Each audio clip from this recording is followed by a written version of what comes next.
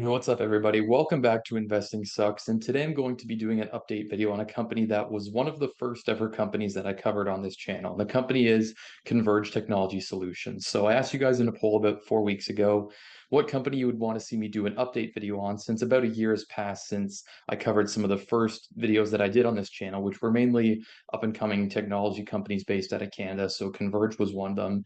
And we can see Well Health actually won the poll. So maybe I'll have to do a video on them as well. But Converge is the one I'm going to be covering today. And there's a few people in the comments that were saying it looked attractive price-wise. So that's kind of why it caught my attention. And now that a year has passed since I last covered this company, I believe it was around mid-July of 2021 that I released my first video on them.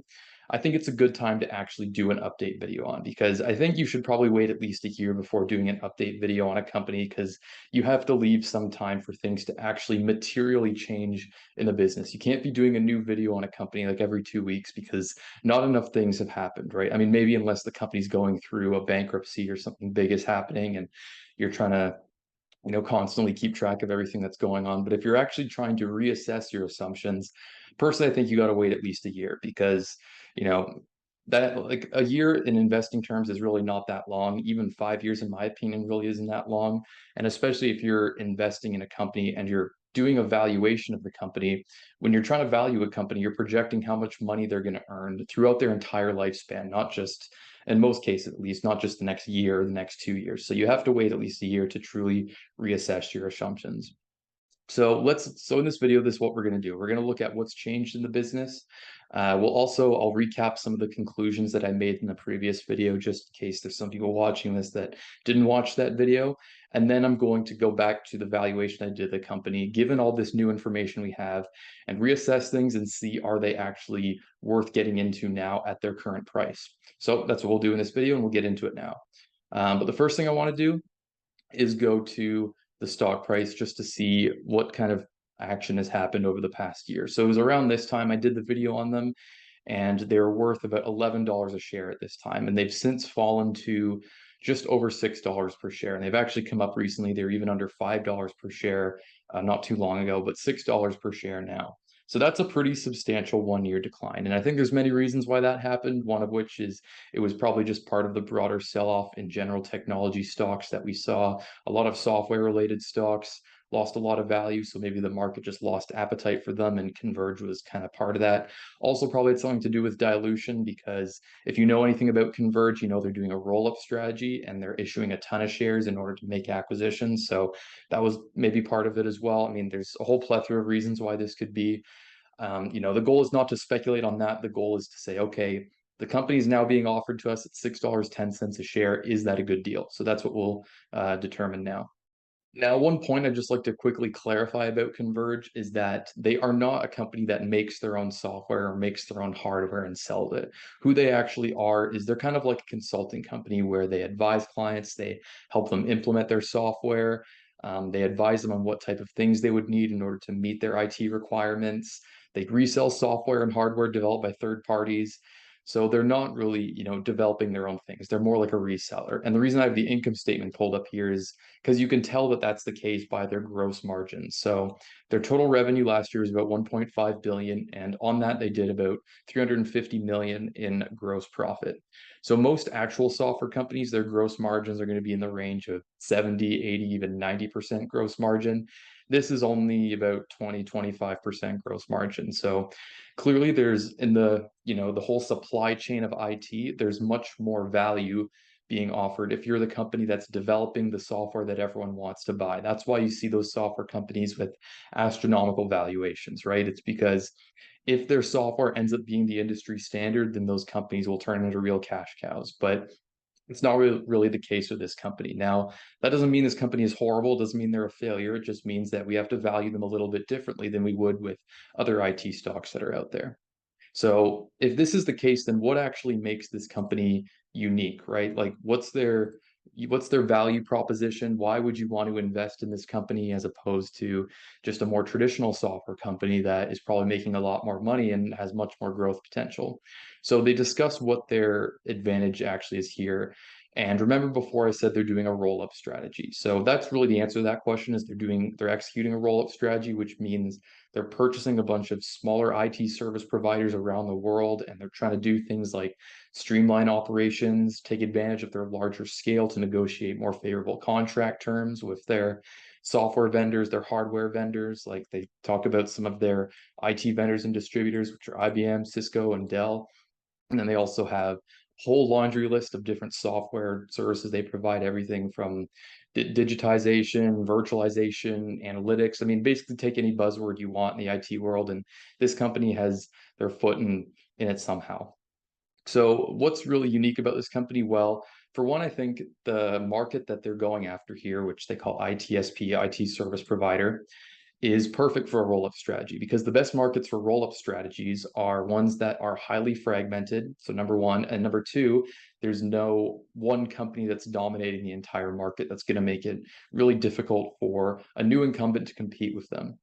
So that's the benefit you see here. And they even describe it as highly fragmented. That's probably why this company was started in the first place, is because the manager saw an opportunity. They said, hey, if we create this company, we can just go out and we can raise capital, we can buy these new businesses and these businesses all around the world, we can bring them together, and ideally the combined entity with all those different IT service providers will be more profitable, more, have higher margins than if the companies were just operating individually. So that's really the idea behind it. So the company's strengths, they talk about a few of them here. They actually have a whole list of them and they go in depth on this, but a few things they mention is the certifications they have, the IT certifications, their own expertise as well, because really what they do is companies will come to them, say, with whatever IT needs they provide, and they want to be a one-stop shop.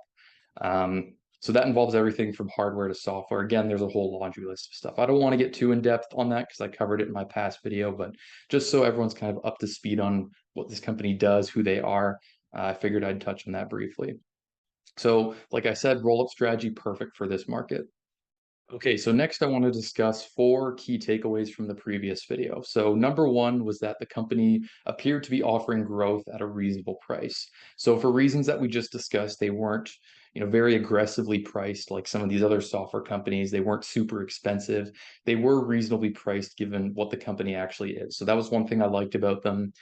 And number two, they were primarily funding these acquisitions. So remember, because they're doing a roll up, a big part of their activities is making acquisitions, finding companies to acquire, integrating them. I mean, it is a pretty difficult task to be constantly doing that and also trying to grow the businesses that you already required. So, what this company is trying to do is quite difficult. There's a lot of nuances and there's a lot of things that go into it, but they were primarily funding these acquisitions through issuing shares. And this is going to be more difficult now because capital is becoming more scarce, right? When interest rates go up, capital becomes more scarce. And also the fact that the company's just worth less now. I mean, we saw when we looked at the stock price, they were $11 a share, now they're $6 per share, which means they basically need to issue twice as many shares to get the same amount of funds to make acquisitions as they had to previously. So in a way, their stock price going down kind of puts their growth strategy at risk. So that's one thing to keep in mind. And then our conclusion in the past video was that I was estimating investment returns in the range of 5 to 6% per year for the next 5 years. And I used the EBITDA multiple earnings method, which I'm going to use again. Even though the company is profitable, you could value them using the DCF. I kind of want to use the same valuation method I used before, so I can show you the updates that I made to it and what my logic and reasoning was behind it. And then number four, so this was actually some feedback that I got from you guys on that video, which was that my revenue assumptions were too conservative. And this actually did end up being the case if I go to this worksheet here. So I had this right here is the worksheet that I showed in the last video. So I was projecting about $1.3 billion in revenue for 2021, and they ended up doing about 1.5. So it was conservative by about 200 million. So the company ended up making more acquisitions than I had thought they would do in that video. Okay, so next thing I want to quickly do is look at the updated financials. So I've pulled the financials as of the end of 2021, which I understand was quite a long time ago. I mean, the end of 2021 is about 8 months ago, but they haven't actually released their Q2 earnings yet. They're doing that later this week. So a lot of the complete financial data we're going to have is going to be here. Now, one thing they did reiterate in all of their filings was that they're going to have more of a focus on service revenue rather than product revenue because that is higher margin. So you'll see when I do my valuation that I assume that their EBITDA margins are actually going to grow. But here's their income statement. I mean, we can see pretty strong revenue growth, but a lot of this was due to inorganic revenue growth from their acquisitions. So if we scroll down, we can look at the statement of cash flows. And right here, business combinations. So they spent $260 million on buying businesses in 2021, and only 87 million of that was funded, or 87, yeah, 87 million dollars was funded from their actual operations. So that's why they're issuing so many shares, and that's definitely that's really the key issue when I was trying to value this company is how much shares are they going to have outstanding in the future, and how can I reasonably determine that? And if we scroll over here, or scroll up here, what we're looking at here is the statement of changes in shareholders' equity. So this shows actually how much their shares increased by. Because when I made my last video, they had, I believe, 180, or if I check here, 164 million shares outstanding as of when I made that video. And as of the end of 2021, they had 214 million shares outstanding. We can see that's pretty much driven by this item here, which increased shares 65 million, which was they just issued more shares. So that's what they have to do. And they were raising capital at pretty high prices before when they were at $10, $11 per share, but now they're at $6 a share. So that is going to be a bit more difficult, and it's possible they could look into using some debt for that instead. And the last thing I'll look at is the balance sheet. So I won't go too in depth here because most of the time when I'm looking at technology companies, I don't spend too much time on the balance sheet, really just kind of give it a common sense check to make sure there isn't anything that really stands out, like they have some extremely high debt balance, or they have no cash or anything like that. The company actually does have quite a lot of cash. They have $216 million in cash as of March. So that's pretty strong, and a very high receivables balance, almost 500 million. And then, so yeah, their goodwill is going to be very high as well, just because they're making so many acquisitions. And in terms of their debt, they do have these short-term borrowings here, which increased a lot. So maybe that tells us that they are starting to look into using debt to finance some of their acquisitions, which does increase the risk. And personally, I would rather have them use equity, but if your stock price goes down so much, then maybe management decided it makes more sense to use these short-term borrowings, especially if you can lock in a fixed interest rate. If you have a variable interest rate, then if interest rates go up, then that's going to eat into your profitability. But other than that, they don't have a whole lot of debt. This borrowings here is they have enough cash on hand to basically pay all of it off. So nothing really strikes me as extremely risky from their balance sheet, especially because their common share balance is so high because they've issued so many shares, which I feel like a broken record. I've said that many times now. But let's scroll up here and we're going to actually dig into the valuation that I did. But I'll go to the 2021 here, and these are all the numbers that were used in my last video. So here, just under 6% average annualized return is what we projected. And then this would change, obviously, depending on how many shares outstanding they would have in this year, 2025. So basically what I did in terms of the revenue, I kept my revenue growth assumptions basically the same. I extended the model 1 year, so we're going to 2026 now, but I did 35%, 35%, 25, and 25, which they can definitely achieve this because they are looking to grow the business inorganically. I believe in 2021, only about 7% of their revenue growth was from organic revenue growth. Everything else was just from inorganic revenue growth. And then if I go down to the valuation, so I kept the same EBITDA margin. Everything that's here highlighted in orange is something that I changed from this one, but I kept EBITDA margin the same. So it's currently in the range of 5 to 6%, which if I pulled this kind of as some commentary that they have on the margin, which what they're saying is it was previously 5% and then it went up to 6%.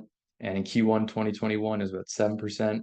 And they do expect their margins to increase over time as they do their roll-up strategy, which involves streamlining operations, which should ideally make the company more efficient. And they move more towards cloud-based services, which are higher margins. So that's why I kept this the same, 12%. So that gives 12% on $5.4 billion in revenue by 2026, which is what we're projecting, which some people may think that's aggressive. Some people may think it's conservative. Everyone's going to have different assumptions on their revenue there. And I decreased the EV/EBITDA multiple to 8. So it went from 12, which it was here, down to 8. So that may seem like a pretty significant change.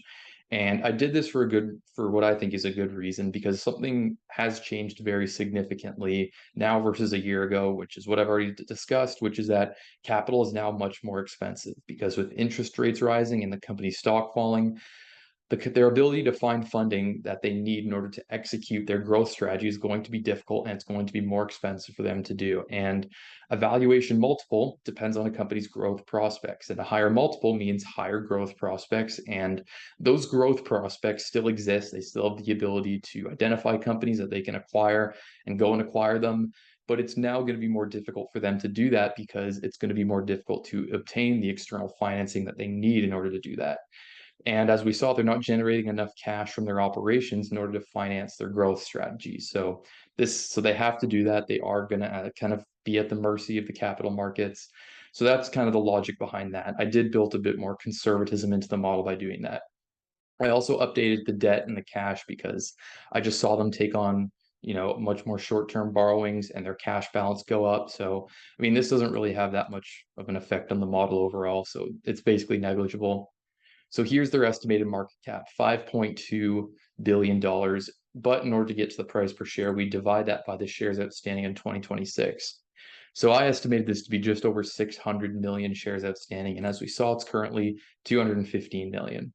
Now, this is a significant change from what I had here, which is 328 million. So I think when I did this model, I should have spent more time looking into this, because the way I determined 600 million, which I feel much more confident saying now than previously, was, so this is what I did here. And I've done a similar analysis like this in previous videos. Some of you guys may recognize this, but basically what I did was I said, okay, given how much revenue I'm projecting them to earn in 2026, which is basically the difference between 2021 and 2026. So it's just under 4 billion in revenue that they need to increase by. How many shares do they need to issue in order to actually achieve that? So let's say 90% of that revenue growth is inorganic. So it's going to come from the acquisitions. 10% of that revenue growth is just the businesses that they already acquired, just increasing their sales. So that means the revenue increase from acquisitions is going to be 3.5 billion. Now, in order to get an amount of cash or amount of capital that's required in order to purchase the number of companies necessary to get revenue to that level, I basically did a price to sales multiple. And I took the average price to sales multiple for Converge themselves over the past 2 or 3 years. And it was 1.43. And the reason I did that is because Converge is kind of the consolidated version of all the companies that they're acquiring. So their average price to sales is going to be the average price to sales of all the companies that they acquired in the past. So assuming that they just keep acquiring similar companies, then it should in theory be the same. Now, maybe some people disagree with that assumption. Maybe some people agree with it. Personally, I feel comfortable with it, but if you disagree, then you can always let me know in the comments. But what that does is it gives us just over $5 billion in capital required. So you can interpret that as me saying they need to raise $5 billion in capital in order to get sales to the level that I'm projecting them in 2026. Now, let's say, because I also did a quick analysis here on their cash from operations. So basically just gave it somewhat conservative growth that's kind of tied to their revenue growth. And in total, so this is just the sum of this here, let's say 1.1 billion of that 5 billion is funded from their operations. So the amount that's going to have to be funded through issuing shares is the difference, so 3.8 billion. And let's say their average share price from now until the end of what we're projecting, 2026, is $10 a share, which that you really have to put some guesswork into that, because I don't know what it's going to be. I mean, maybe $10 is too high, but I think it's kind of reasonable. So that means they're going to have to issue 387 million more shares in order to do that. So we add that to the amount of shares they currently have, which is 215, and we get 602 million shares outstanding. So that's the logic behind that. I personally feel comfortable with that. There is a lot of assumptions that went into this, but I feel more comfortable with what I did here versus what I did here, because I think 328 was a bit too low, because the average annualized return with our updated assumptions, but say if we only say they're going to have 350 million shares outstanding in 2026, we get over a 20% annual return, which is very high. I mean, that's screaming buy territory, but I don't think that's reasonable. So 600 is what I'm comfortable with. And that gives us an estimated return of 8.3%. So it did go up a bit from what I projected previously, but it's still not really in that screaming buy territory. Remember, I'm really looking for 15% based off of conservative assumptions. Whereas here it seems there is quite a bit of risk, right? Because there are risks just natural in the roll-up strategy. Although I do think that like I said before, the market that they're trying to do the roll-up strategy in is perfect for what they're trying to do. There are still risks, like if they overpay for a company, they struggle to, get the companies to incorporate with them, and they can't streamline operations like they're projecting.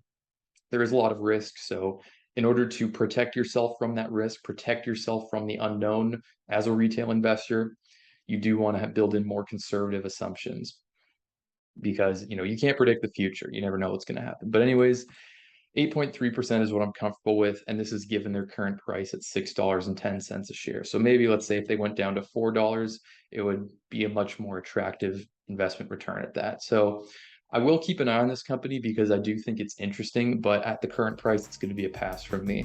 But anyways, guys, thank you so much for sticking around and listening to my analysis. I hope you did find value in it. If you did, then please leave a like and subscribe if you're new to my channel. I'll see you guys in the next video.